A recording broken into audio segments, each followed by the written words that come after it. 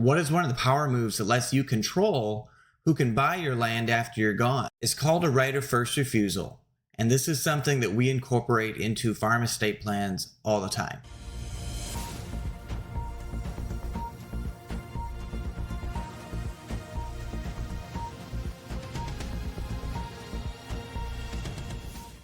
I'm Jason Wagner, the farm lawyer. In my law firm, we help protect family farms every day. So with the right of first refusal, we typically use this in the estate plan. So if we're giving a piece of land to a non-farming heir, or if siblings are going to own land together, but we want to make sure that there's a mechanism for if they want to sell, that our farming heir or one of the other owners has a right to buy first.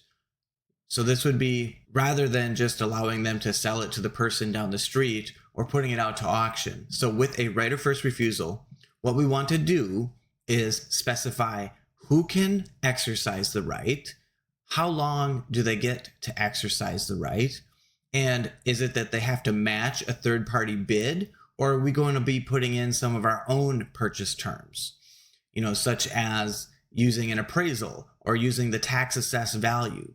And oftentimes we're using a discount off of those values because this is not fair market value. The point isn't to maximize the value. That's the exact opposite of what the point is.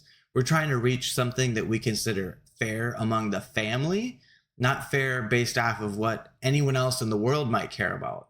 So for that reason, we need to think about it as family value. Anybody that's looking at the market value of farmland is not looking at family value. They're looking at stranger value. That's exactly what fair market value is by definition.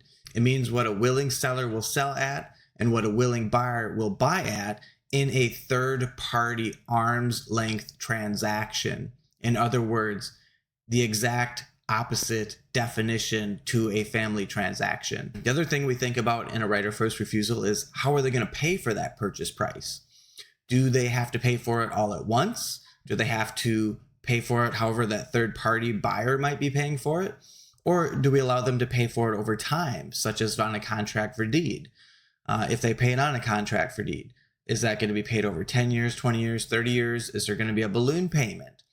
Are we going to have what type of interest rate? A lot of times we like to use the applicable federal rate, which is what the minimum interest rate we can charge in family loans. So in my practice, we use rights of first refusal all the time.